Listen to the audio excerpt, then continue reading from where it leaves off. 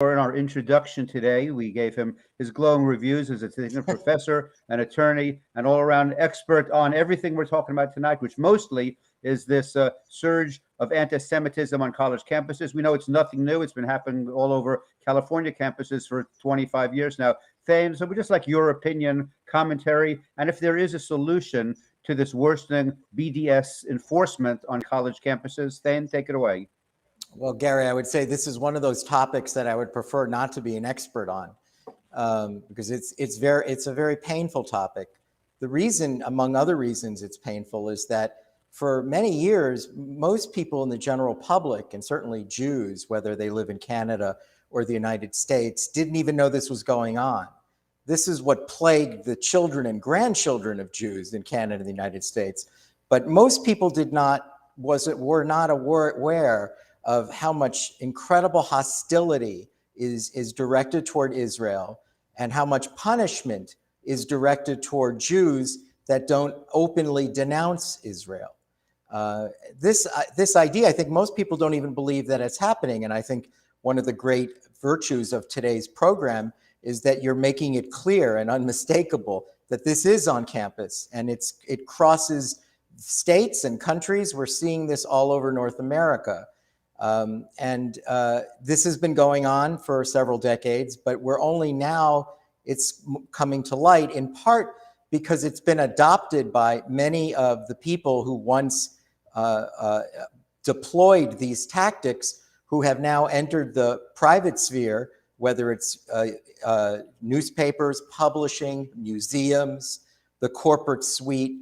So we're seeing the same kind of pro-BDS, anti-Semitic, disguised as anti-Zionistic behavior. We're seeing it in the public sphere. But it has been going on for a long time. And there were people like me who always believed naively that it was confined to the university. And thank God it dies at the university, and then students graduate and they grow up and they read more thoroughly and they're not as indoctrinated by their professors, and they develop their own independent thinking.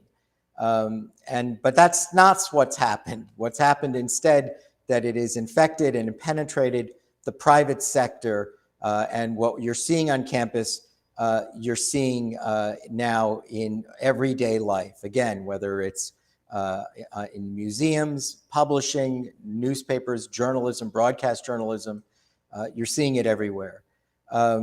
One of the things that's interesting that's on campus that I think most people don't realize is that it's not just that it's disguising anti-Semitism and as anti-Semitism. It's worse than that. It's essentially saying to Jews, you have to prove to us that you are a religion and not a people, that you are not a nation. The only nation you are is the United States or Canada.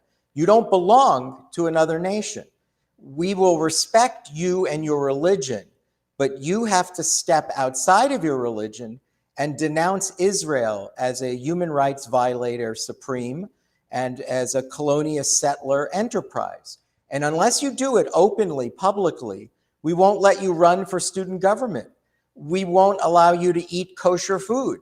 We will boycott anything and everything unless Jews openly declare their hatred of Israel and their willingness to boycott Israel and divest from Israel. Of course, the problem here is that Jews are not just a religion. We are also a people and a nation. And that people and nation has always been the Israelites and Israel, even during the 2,000 years when there wasn't in Israel. Our identification was always next year in Jerusalem. Why do you think we say that? We said that because we always understood our nation to be the Jewish state of Israel. And so this is actually a very clever and cynical tactic that's being deployed against Jews, and especially, I would say, vulnerable Jewish students who come to campus and they want to have friends and they don't want to fight and they want to study and go into medical school or law school. And they want to, they don't want to be pressured and castigated and denounced as a pro-Israel sympathizer who therefore believes in the apartheid of Palestinians and the ethnic cleansing of Palestinians. One remedy here is that our students are woefully inadequate to respond to these charges. Somehow we've allowed them or encouraged them to get high SAT scores, but somehow they get like a C minus or a D plus in their ability to argue the case and the moral necessity of a Jewish state and its geographic identification, its identity, and again, the identity between Jews as a religion, as Judaism, and Israel as a nation and homeland. And that argument can be dispelled very easily, but our students are woefully inadequate to do so.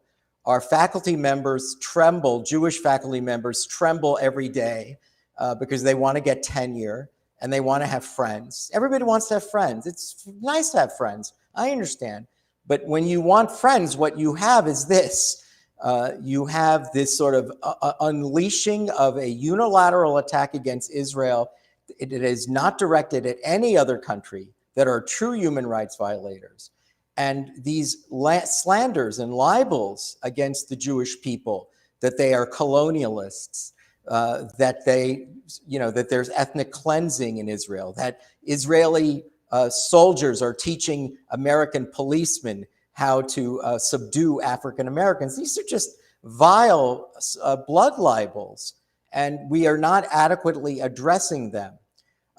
One thought solution is just to make sure that two things. One, our students know how to argue the point.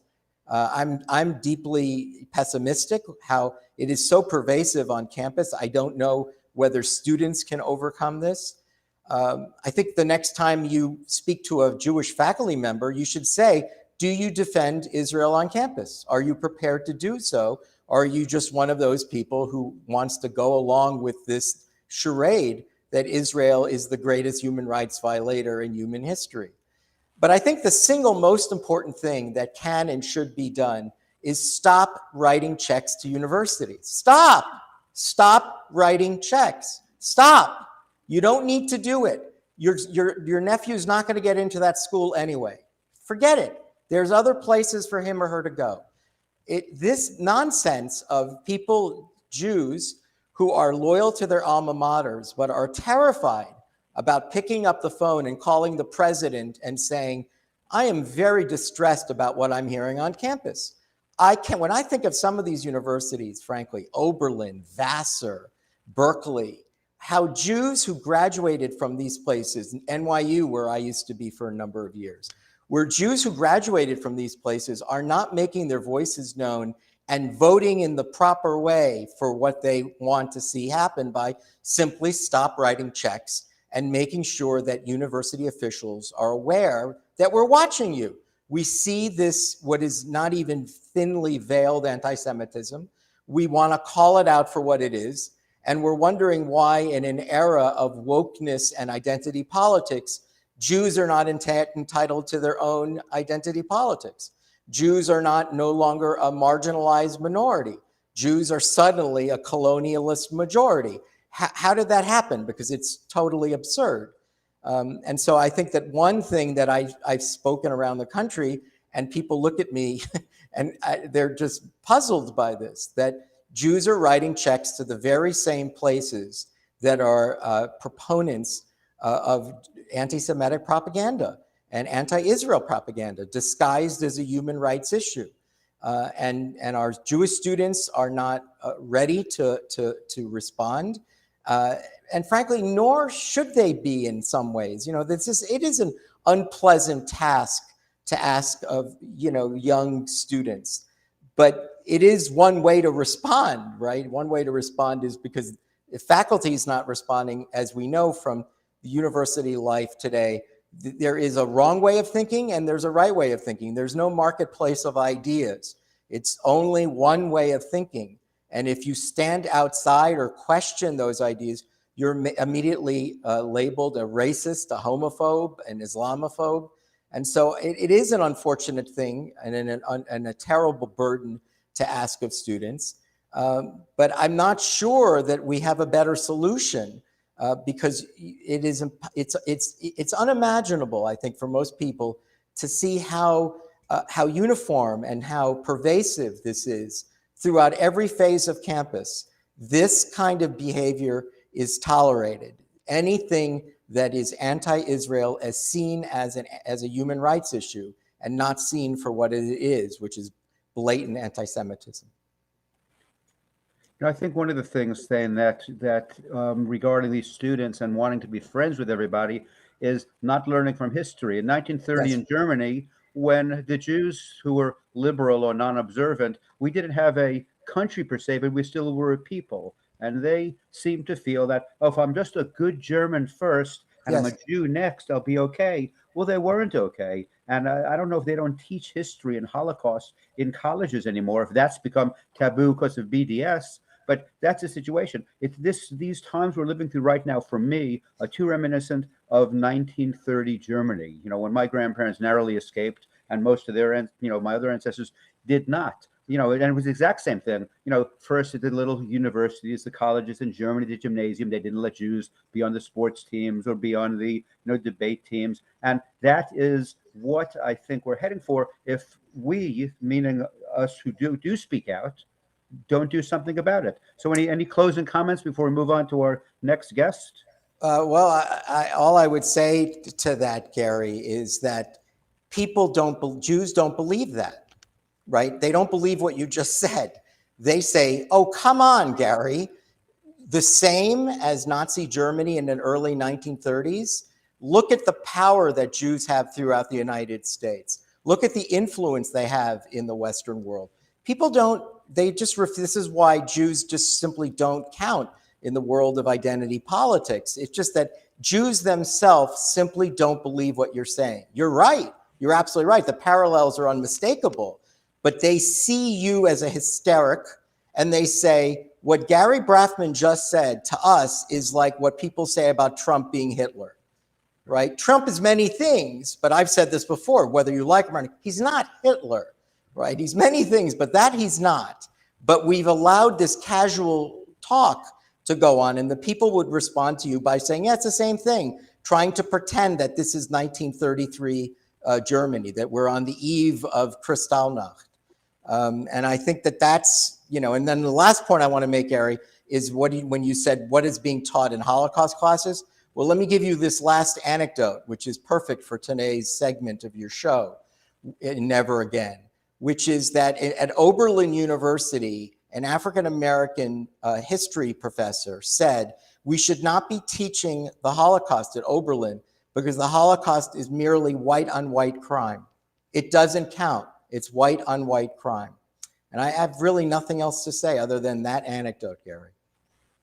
Thank you so much for being with us again. We look forward to the next time. Thane, who's again a distinguished professor, an attorney, a leader, and a friend. Thank you for taking the time to be with us today, and we hope we'll see you again soon. Anytime for you, Gary. Be safe and happy Hanukkah. You too, my friend. Thank you.